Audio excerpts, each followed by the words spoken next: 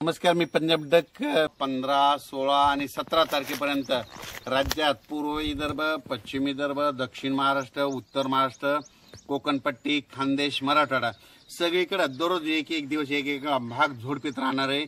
म्हणून हा परतीचा पावसाचा अंदाज सगळ्या शेतकऱ्यांना लक्षात घ्यायचा.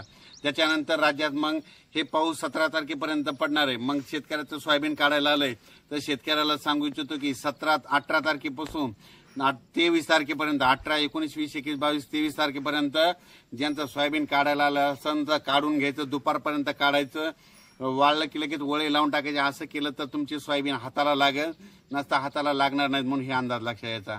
म्हणून काय करायचं, 24 तारखेपर्यंत तुम्ही तुमच्या सोयाबीन ज्यांची आली त्याची काढून वळे लावून झाकून ठेवायची तयारी ठेवा. त्याच्यानंतर मग राज्यात परत कधी पाऊस येणार आहे तर राज्यात परत सांगू इच्छितो की 24 सप्टेंबर, 25, 26, 27 आणि 28 सप्टेंबर दरम्यान परत राज्यात आता जसा मुसळधार पाऊस पडायला आहे तसा पाऊस पडणार आहे. म्हणून हा अंदाज लक्षात घ्यायचा. त्याच्यानंतर आपण मागील अंदाजामध्ये म्हटलं होतं की अहिल्यानगरकडं, नाशिककडं खूप पाऊस पडणार आहे. त्याच्यामुळे जायकवाडीचं पाणी 1.25 लाख क्युसेसनं सोडावं लागेल असं त्या धरणावरून एक अंदाज दिला. तर तुम्ही पाहू शकता 1.25 लाखांना पाणी सोडलं.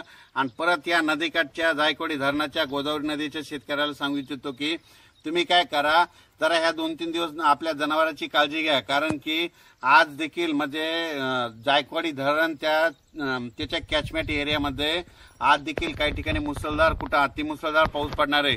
त्याच्यामुळे परत या धरणाला, जायकवाडीला पाणी येणार आहे.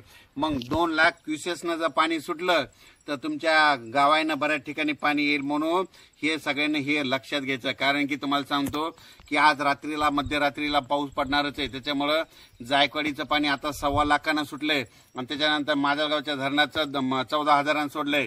स्थानिक पाऊस पडलाय. असं करत करत त्या गोदावरी नदीला तुम्हाला सांगतो 1,35,000 क्युसेसनं पाणी चालू आहे. आणि तुम्हाला सांगतो ह्या नदीची पातळी किती आहे, 1.5 लाखाच्या वर गेलं की गावांना पाणी द्यायला सुरुवात होती. म्हणून म्हणतो आता हे 1.5 लाखाच्या वर कधी बी तळ्याचं पाणी सोडू शकतात. म्हणून तुमचे जनावर, तुमच्या पाईपलाईन, तुमच्या मोटर ह्या काढून ठेवा. कारण की शेतकऱ्याला ह्या गोष्टी कोणी तुम्हाला सतर्क करत नाहीत. म्हणून एक शेतकरी नात्यानं तळमळ येणं तुम्हाला सांगत आहे.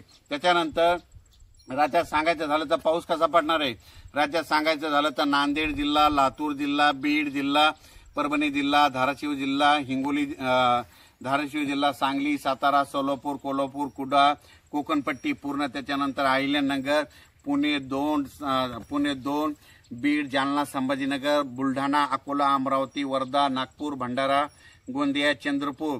त्याच्यानंतर इकडे उत्तर महाराष्ट्राकडे आजपासून म्हणजे नंदुरबार जिल्हा, धुळे जिल्हा, नाशिक जिल्हा, जळगाव जिल्हा, इगतपुरी, मुंबईला देखील मुसळधार, अतिमुसळधार पाऊस पडणार आहे.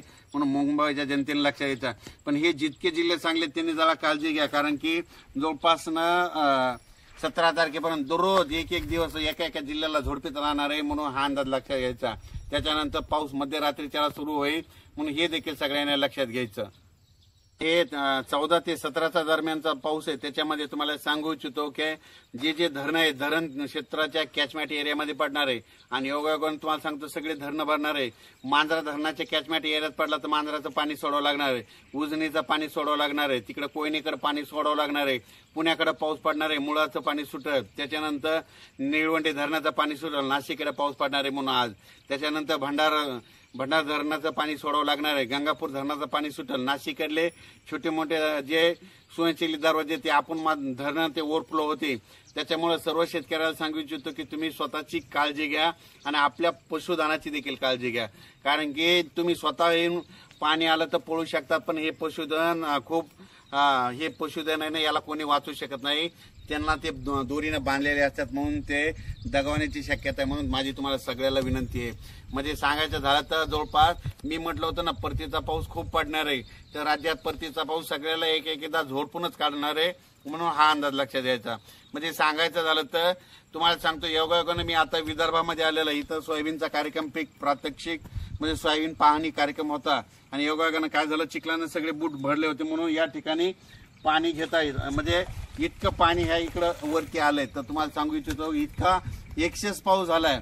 आणि काल देखील तुम्हाला सांगतो तर मी म्हटलं होतं ना, बालम टाकडी, त्याच्यानंतर बालम टाकडी, नगर जिल्ह्यामध्ये पैठण या परिसरामध्ये खूप मुसळधार पाऊस पडत तर तिकडे सगळ्या मुसळधार पडला आणि ज्या ठिकाणी एका विहिरीचं पूजन केलं तर तिथलं एक तळ कोरडं होतं. मी म्हटलं होतं याचं पूजन करायलाच येईन. आता इथून मी नागपूरहून गेल्याच्या नंतर त्या ठिकाणी पूजन करायला जाणार आहे आणि तिथून देखील तुम्हाला परत एक अंदाज जाणार आहे. तर मी त्या शेतकऱ्याला म्हणलं होतं काही चिंता करू नका, तुम्हाला तळ्यामध्ये पाणी आहे आणि ते योगायोगानं तळ देखील भरलं. तर तुम्हाला सांगू इच्छितो की बालन टाकळी ढोकेश्वर राहता पैठण त्या परिसरामध्ये म्हणजे नगर जिल्ह्यामध्ये इतका पाऊस पडला की त्यांना समाधानकारक झाला. मी म्हटलं होतं ना जिथं वंचित भाग आहे त्या सगळ्या वंचित भागाला पाऊस पडणार आहे म्हणून हे अंदाज सांगितला होता. आणि आणखीन देखील ह्या 4 दिवसामध्ये ज्या ठिकाणी पाऊस अद्यापही पडलेला नाही तिथे सगळ्या वडे नाले वाहतील म्हणून हे अंदाज सगळ्यांनी लक्षात घ्यायचा. धुळे कन्नड या परिसरात देखील जळगाव कन्नड पुन्हा त्याच्यानंतर येरूळ अजिंठा त्या परिसरात बी चांगला पाऊस पडणार आहे. बुलढाणा जिल्ह्यात देखील पडणार आहे. तर हे अंदाज लक्षात येतात. आणि आणखीन देखील 4 दिवस विदर्भ मराठवाडा पश्चिम महाराष्ट्र उत्तर महाराष्ट्र कोकणपट्टी खानदेश सगळीकडे दररोज एक जिल्ह्यात पाऊस पडणार आहे म्हणून अंदाज लक्षात यायचा. अचानक वातावरणात बदल झाला तर लगेच एक मेसेज दिला जाईल. धन्यवाद.